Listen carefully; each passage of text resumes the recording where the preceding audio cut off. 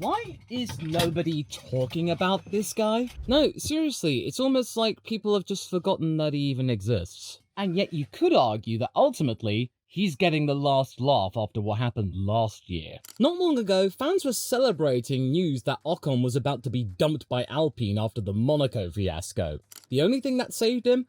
Alpine's legal team, realising that maybe a premature sacking would have cost a little bit of a small fortune. Well, where does this leave us right now in regards to Esteban Ocon? Well, we find a man who has moved to another midfield team and is now equal to the points tally of 2024 halfway through 2025. I could just end the video right now and say, yep, Esteban Ocon season's much better now, okay, bye! Although, as you know, I'm not going to. Get back there, I've got more to yap about! And it all goes back to the thing I've talked about time and time again, and I can apply to just about anyone, anywhere.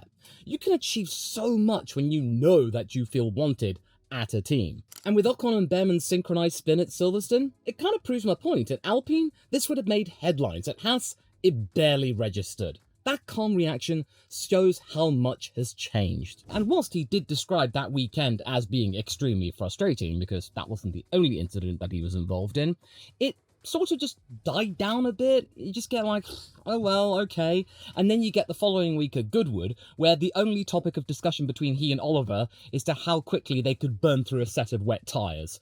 That kind of japery within a few days? Yeah, they're fine. They're absolutely fine. We might be starting to see more and more of an Esteban Ocon who has come to terms with the driver he has become and the driver that he used to be. Yes, of course, it is a move from one midfield team to another midfield team, but at least Haas are still a midfield team. He also sits inside the top 10 of the standings at the halfway point of the season, right back to where he was in 2023 when Alpine looked somewhat decent, before the team really went off the rails with the sacking of Otmar Safnauer. So you could argue that he has regained a sense of stability, which is even better since you can imagine that these days, Haas are not going anywhere. No, seriously, the last 18 months for Haas has been nothing short of remarkable. It's gotten to that point now where Gene Haas is so proud of his team that he happily puts on a racing suit, gets in the Haas car, goes up Goodwood, and is championing his team, whereas not that long ago you were questioning whether or not he'd simply gotten bored of it and wanted rid of it. It looks like a team owner who is more than happy to say, yep, I own that F1 team, that's going places. He's so upbeat with the environment around him and his team, and him putting in Ayo Komatsu, that looks like one of the best decisions he's ever made. And that same environment and vibe I'm getting from Ocon as well, and he's only just got there. Sure, the car isn't probably where Esteban wants it to be, same applies for Oliver Bearman, qualifying seems still a little bit patchy, but you do get the sense that things may be getting on the up and up, and the upgrades that they did bring to Silverstone did yield some potential,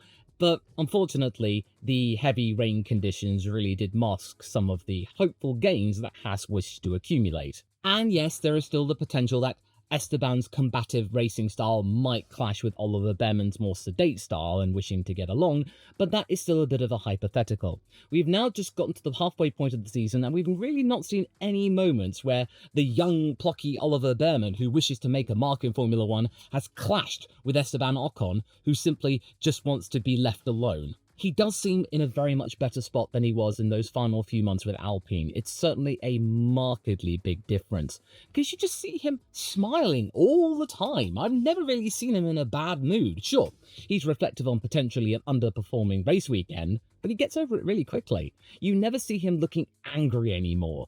He's grown his hair out, he's really looking different and just happy. But in any case, you sense that Esteban is providing Haas with some really good reasons to feel quite peppy and hyped up, that it's yet another continuation of the sense that, hey, Haas look like a professional and competent team, finally. They are now in a position where they were 3 years ago with Kevin Magnussen at the halfway point of the season. One of their drivers in the top 10. They got that back again, baby. I do understand that some of you, though, may be bringing out your phones and down, saying, really? You think that, Law? Look at where they are right now. They're 9th in the Constructors, and Oliver Bearman has barely scored any points. If Alpine really improve, they could be last themselves.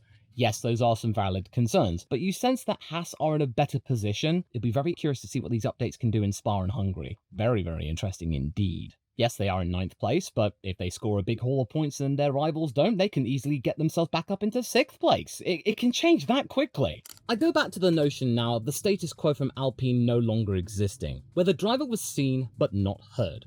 One particular tidbit that might have slipped people by was mentioned back in February in relation to steering wheels. And this is a very major topic. I recall a recent social media post from Mercedes that detailed the differences in steering wheel between Kimi Antonelli and George Russell. Even though they are racing for the same team, their means of driving the car and making it go really fast, they are noticeably different. Drivers having preferences for buttons to be in certain places that appeal to them. And according to Esteban Ocon, this kind of thing over at Alpine would have taken maybe 8 to 10 months to implement, either through so many feedback loops being ridiculously slow. For Haas, it took them 8 weeks. 8 weeks, not 8 months. So, here's the crux of this for your consideration as to why Esteban's been blown away like this. Ahem. So, there's been a lot of positives, and I've been able to get around with things that I just feel super comfortable straight away. And I've been able to work a little bit the same I've been working the last 5 years. That took basically 2 months to get it done, the steering wheel, which was super impressive. The whole steering wheel needed a complete redesign for the clutch paddles, for example. That was a big job, and I had that in my hands last week, which was incredible. The throttle pedal was the same thing, just redoing all the switches that I want, like I was used to having at Force India and Alpine. Now at Haas, it's been able to be done. Also the way I was using the power unit in the past. I'm going to be able to do the same racing-wise for the energy deployment and the cut of the deployment, which is very good. Now that 2-month turnaround matters, especially with the power unit side of things. And we've heard many drivers struggling with going from one power unit to another. Lewis going from Mercedes to Ferrari. For Ocon, he's not having that problem. Not at all, seemingly. It just shows that Haas's turnaround has been remarkable, that they are still in a very small, agile position where they can make these decisions really quickly, and it will continue to get better. And this has been one of the best positive case studies for that justification. Yes, the two teams, Haas and Alpine, are different in size despite their similar placements in the championship. Alpine is, maybe for not much longer, a bloated entity. Also a very politically driven one, where multiple voices have historically clashed for supremacy, domination, retribution, what have you, hence all the sackings we have witnessed, them making Ferrari with their team principal seem totally measured and sedate by comparison. And that is something that Ocon has said on many occasions he absolutely despises. Politics getting in the way. Maybe that being another contributing factor as to why in the last couple of years of his Alpine tenure, things became incredibly fractious, and we constantly saw Esteban lose his rag. Now, of course, this isn't to say that Haas hasn't had its own fair share of politics throughout its short history, in comparison to Alpine and Team Enston. They have been beleaguered with drama, tension, conflict, unnecessary controversies, getting into bed with really shady billionaires and multimillionaires. It's only in the last season and a bit where we can actually say Haas have been drama-free, or if there has been a drama, it's been quickly dealt with. It's not embarrassing to consider yourself a Haas fan anymore. And also, I recall that Haas mentioned that this is the first season in their history where Gene Haas hasn't had to fork over any of his own personal wealth, which might also explain why he's been so eager to be talking about the team and getting into one of their old cars for Goodwood. Hey, it's now no longer a money pit, this team. I can actually enjoy this. Yes, the team is self-sufficient now and it's still got his name on it. You might be thinking, really, Law, you're going off of a steering wheel? Is that all you got? Well, I am quite sure that for any racing drivers out there, and if you are watching, let me know what series you're racing in the comments, this is a very important means to be able to do well in the sport. It's your means of interacting with the car, so you gotta get it right. And clearly, they got it right with Esteban, and that's been a major bugbear that he had at Alpine, purged immediately. There are so many reasons why Esteban is loving life right now. He's at a team who gets him, with a team principal who also gets him. There is no doubt or drama or ambiguity. It's clear. It's so clear for Ocon that there's no reason to get mad anymore. The days of angry Esty? No, we are seeing the bestie Esty days. And now this next bit is something I mentioned with Lance Stroll, and something that I hoped with the Canadian driver would have meant that he would have turned a corner and we might have seen the best of him. Unfortunately, not even Gary Gannon, the saving grace of Haas for so many years, could actually get the best out of him. It's still a very uphill battle because even with Gary being optimistic, Lance can still lash out at him, and it's to do with the race engineers and Esteban's new race engineer, Laura Mueller. We are seeing the first female race engineer in Formula One become a success story, proof that there can be more of these types of engineers and that women definitely have a place in Formula One and can contribute to a team very, very positively. And I especially find this quote from Crash.net really telling and a sign that Esteban might have found the perfect race engineer, and for Laura, a perfect F1 driver to get started with. So here's this for your consideration. Laura doesn't count hours. She's really into the details, like I am. I can be very tough at times on small little details, double-checking things.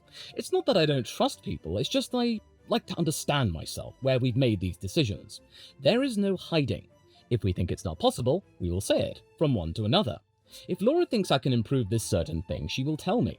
If I think she can improve a certain thing, I will tell her.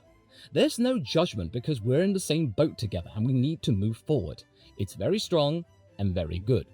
He even actually goes on to mention in the same interview that if one of them is not feeling well, they'll swap multivitamins with another, trying to get themselves back to peak conditions as quickly as possible. It's a small gesture, yes, but they're looking after each other's well-being, and that's very important and shows that this relationship goes past the cockpit, that they are genuinely good friends and they wish to get the best out of each other. Fatigue dulls judgment, especially during back-to-back or triple-header weekends when most crews run on fumes. And it also tells us this comment, he has found somebody who gets him. The sheer amount of commentary he has given Mueller proves that. He is gushing about her and perhaps finally finding the engineer, regardless of gender, that understands him absolutely. Someone who is just like him, constantly seeking performance and optimization. And I am sure that the praise that Esteban is giving Laura has nothing to do with her being a woman at all. It's because she is good at her job. This is a good pairing. You also get the sense that Ocon has finally found the ultimate race engineers, because past comments he has made regarding race engineers have either been quite clinical or professional, nowhere near as chummy as they are with Laura. And whilst he did get on with the likes of Josh Peckett, who's now become Gasly's race engineer at Alpine, and Josh and he were together when Esteban got his famous victory around the Hungaroring, something of which Alpine are still proud of to this day because they include it in their 70th anniversary bump, that relationship could not withstand all of the internal politics, and you did sense that through 2024 things did get frayed between the two of them, and that ultimately led to Esteban leaving the team. And then you go back to 2020, his first year at Team Enston with Mark Slade as his race engineer. It was professional, yes, but there were instances where he did actually voice his frustration with Mark Slade. For example, in 2020, when he was given a 3-place grid drop through miscommunications of impeding with George Russell.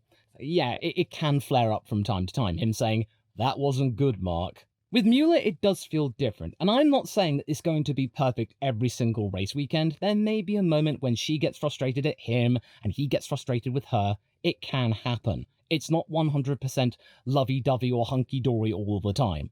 But these first few races are absolutely crucial in understanding where things can go and them testing the limits. I think Esteban's found somebody who can actually understand his push to get the absolute best out of the car and the team. There is no sense of them going, you sure, Esteban? We've got other things to do. You know, there's commitment there. There is commitment. And I think this could manifest even more stuff in the years to come, especially if Toyota and Haas start to really amp up their relationship, and then maybe Haas gets work status or something. Now, of course, some viewers will point out to Ocon's past aggressions or clashes with teammates. These are valid points to bring up, and they shouldn't be ignored entirely. They happen. And I'm quite sure that Ocon is not going to pretend they didn't either. But what makes me so sure that these won't happen again with either Bearman or a future teammate is obvious, because the Frenchman will be at Haas for a few years at least. That job security will be absolutely pivotal in terms of comfort. Yes, of course, there is no denying that Ocon has had a very spiky reputation in the past because he has chosen to have major clashes with some of the sport's biggest names. Max Verstappen, Sergio Perez, Fernando Alonso, to name a few. It actually kind of reminds me of what Liam Lawson's going through right now. I'm pretty sure Esteban's looking at what's happening with Liam and going, yeah, I've been there, mate. I won't go into the details of some of the instances because they have become F1 law now. You already know them, the stuff with Checo and Max Verstappen, what have you. But it's all the stuff that happened at Alpine in the last couple of years which really rubbed people up the wrong way. For example, in Jeddah, He and Alonso were duking it out, trying to take one place from the other. It almost involved them crashing because, well, Alonso's not going to back down now, is he? And it was the Spaniard who the stewards then deemed was the more responsible one, with him incurring the 5-second place penalty. So even though people are quick to blame Ocon, ultimately the stewards were there to blame Fernando. And then, of course, there was the other situation when Fernando moved on to Aston Martin and they came together, Esteban and Fernando, throughout spring qualifying, and then Ocon went in on a tirade, calling him a fudging idiot. A situation where the entire world, and myself included for a brief period, were quick to say that this was the fall of Esteban Ocon, that he would be doomed to obscurity, and his time at Alpine would not be much longer, which it actually turned out to be the case. But then you look to the stewards, and they deemed no further action, and neither driver was the more accountable one. Neither got a penalty. But I do find it narratively compelling because that was at the very same corner he actually really kicked his bad reputation into high gear with Max Verstappen. That very same corner. And then there's the incidents with Gasly, let's not forget those. I think 3 high-profile ones. There was Australia, Hungary 23, then there's Monaco 2024. So you would think that Esteban Ocon would be riddled with penalty points, that he would be this close to a race ban. Well, he hasn't gotten close to a race ban. In fact, you actually look to the current list of penalty points, Oliver Bearman, his teammate, is in the second place with 8 of them. Esteban, 0. Nada. He's got none of them. He's been actually squeaky clean. Gone are the days of him incurring 30 seconds worth of penalties in a single race, or him getting involved in high-profile clashes with some of the sport's biggest names. He doesn't do that anymore. And I understand that they did happen, but those kind of things should not be deemed as a life sentence, something that you condemn the driver for forever and a day that he will never change. Sure, he might flare up from time to time if the stakes really get high over at Haas, but right now, it's all good. It's clear that he's learnt and that he's at a team that might not even manifest those kinds of emotions flaring up again. He's kept it clean and he's kept it quiet. The past is a warning, don't get me wrong. It's very much an indicator that it has happened, it could happen, but right now it is not happening. So therefore, he should not be tarred with that brush. If it does happen again, then we'll talk. Because this is a driver who's been blown away for the rapid changes that he's got at that team. Not just the steering wheel, but also the updates for China in which he got those 10 points. Disbelief at how Haas could rapidly change things is something that indicates to me he wasn't finding this a regular occurrence over at Alpine. But the transformation over at Haas goes beyond the surface level, and that drama does not define said team anymore. Now, I'm not saying Ocon's dismissal has been the only cause for Alpine's slide to last place, but I certainly would say it's been a factor in some manner. Because when Alpine ultimately confirmed that they would not be continuing their working relationship with Esteban, that they weren't going to be renewing his contract, it became very clear that this relationship had very much well been broken long ago, that it could not continue in any way. Even if Esteban Ocon suddenly had an uptick of performance around mid-season, which he did in Brazil, he got that second place, but even he thought that there wasn't going to be much of a future there because he simply was not being listened to. Even so, with them letting Esteban go, they had lost a very experienced scorer who had been around the team since before they became Alpine. That was a very good example of continuity. And a relentless tester and somebody who demanded perfection but was not getting it. That kind of situation is not something that a team that is going through a lot of instability really wants to get itself involved in. And it's gone downhill ever since, because it's had nothing but instability. You get that situation where Gasly is saying a 6th place is akin to a podium in such a short space of time when he was starting to get regular top 5 finishes, and then preseason testing was making us think that, oh, actually, Alpine might turn out okay.